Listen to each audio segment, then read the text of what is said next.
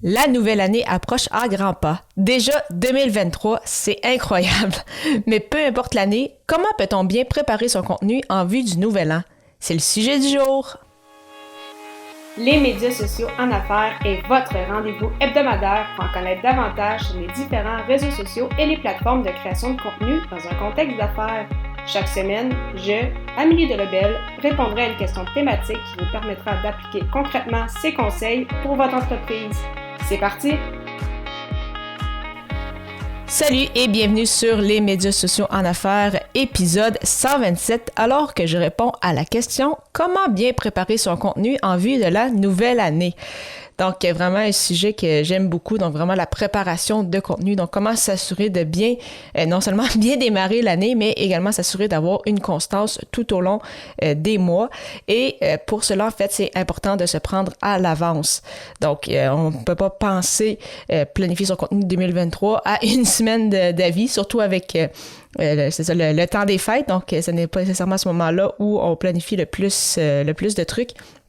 Donc, c'est vraiment important de s'y prendre vraiment le plus rapidement possible.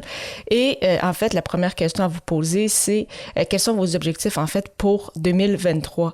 Qu'est-ce que vous souhaitez en fait réaliser, accomplir avec votre création de contenu? Et une fois que ces objectifs-là seront détaillés, on n'a qu'à penser aux fameux objectifs SMART, donc d'avoir des objectifs en fait spécifiques, mesurables, atteignables, réalistes et temporellement définis.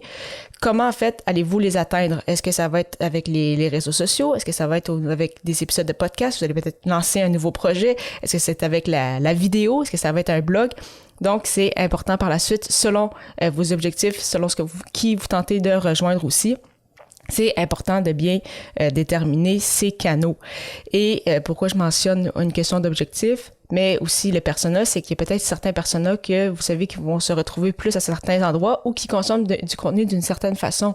Si vous avez entendu beaucoup de vos clients ou clients potentiels mentionner à quel point ils aiment ça écouter des podcasts parce que ça leur permet d'apprendre tout en allant au travail en voiture, tout en faisant des tâches ménagères ou pour aller au gym, eh bien, ça sonne peut-être une cloche en disant « Hey, ça serait bien peut-être de lancer un podcast justement en 2023 et par la suite, être en mesure de prendre les actions nécessaires pour réaliser et mettre à terme ce projet. » Et la même chose un peu avec vos réseaux sociaux. Si vous savez que votre audience se retrouve majoritairement sur LinkedIn, peut-être prioriser cette plateforme. Par la suite, bien évidemment, si vous savez, parce que souvent les gens sont sur plus qu'une plateforme de réseaux sociaux, eh bien là, à ce moment, peut-être également ajouter Instagram, Facebook, etc.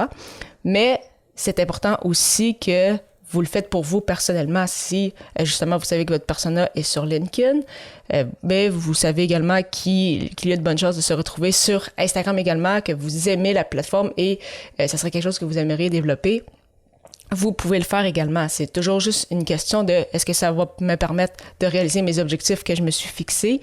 Et c'est aussi une question de temps parce que des fois, on se dit « Ah, ça serait vraiment le fun, une nouvelle année, nouveaux défis, nouvelle résolution. » Donc là, je vais être sur LinkedIn, Facebook, Instagram, TikTok. Puis après ça, on est parti. On crée énormément de contenu pour le premier mois et par la suite, eh bien, on n'est pas en mesure de garder cette cadence-là et au final, on se retrouve à la fin d'année. Ça fait plusieurs mois qu'on n'a pas publié parfois sur certaines plateformes. Donc, vraiment, toujours garder, c'est ça, en tête vos objectifs, toujours bien les avoir définis au départ, en faire un, oui, peut-être quelques-uns pour l'année générale, par la suite, vous assurer de bien les découper pour justement être en mesure de bien monitorer si ça avance bien, si vous avez justement les résultats que vous souhaitez obtenir. Et bien évidemment, tout en ayant en tête, c'est ça, votre calendrier de contenu, quels sont les messages que vous voulez passer, quels sont vos objectifs, à qui vous vous adressez, sur quelle plateforme, de quelle façon vous allez créer votre contenu. N'oubliez pas qu'il est aussi très important d'avoir du plaisir. Donc ça, j'ai l'impression que c'est quelque chose qu'on oublie malheureusement, mais il faut avoir du plaisir avec ce que vous faites parce que si vous n'en avez pas, vous avez l'impression d'avoir... des tonnes de tâches par-dessus la tête, que vous êtes débordé et que vous n'avez pas nécessairement de plaisir à le faire. Et on sait, quand on n'a pas de plaisir nécessairement à faire quelque chose, ça devient de plus en plus difficile et au moindre obstacle, en fait, on va tout simplement abandonner. Donc, d'où là l'importance de bien planifier, de bien structurer au départ ce qu'on veut faire, de bien définir le pourquoi on le fait, quels sont nos objectifs. Et par la suite, c'est ça vraiment d'y aller en fait graduellement. Donc, je vais parler de l'importance de la cadence, la création de contenu, le podcast, la vidéo, peu importe. C'est vraiment une question de constance, de voir ça comme un marathon. Ce n'est pas un sprint de se dire « Ah, on va débuter 2023 en fou, puis après ça, je vais avoir assez de créer de contenu en janvier, je vais être capable de me rendre en décembre parce que j'ai publié... une dizaine de vidéos, d'épisodes de podcast en janvier, je vais être correct pour le reste de l'année. Vraiment, la constance, c'est ce qui va être la clé. Donc, peut-être qu'au départ, c'est ça, si vous lancez un nouveau projet ou que vous savez que vous avez eu un peu de difficulté au départ, vous aviez lancé un podcast, des fois vous faites des épisodes, des fois non. Peut-être de vous dire, OK, bon, mais pour la première moitié, je vais commencer par un épisode aux 2 semaines, de m'assurer que de bien suivre justement cette cadence-là. Peut-être vous assurer de publier une fois par semaine, par exemple, sur LinkedIn. Et après ça, au fur et à mesure, une fois que vous serez plus à l'aise, une fois que ça va devenir plus naturel pour vous, que vous allez avoir probablement des résultats aussi, la motivation va peut-être venir davantage. Et à ce moment-là, vraiment augmenter la cadence, mais vraiment ne pas démarrer en trombe, pour au final que le projet meure dans l'œuf quelques semaines, quelques mois plus tard. Donc, vraiment, pour bien préparer votre contenu, vous assurer d'avoir une bonne planification, de penser à vos canaux, oui, pensez à vos personas, à vos objectifs, mais surtout, ayez du plaisir. J'en ai avec ce podcast-ci. J'en suis maintenant à plus de 120 épisodes. J'espère que ça paraît également. Et c'est pourquoi, justement, je compte continuer encore longtemps avec ce podcast-ci. Parlant justement de création de contenu, je vous propose une super plateforme que j'utilise avec mes podcasts, soit Ocha. Ocha n'est pas qu'un hébergeur de podcasts, mais aussi un puissant outil marketing qui vous permet entre autres de planifier vos publications sur les réseaux sociaux, de générer des audiogrammes et de bâtir votre propre liste de courriels.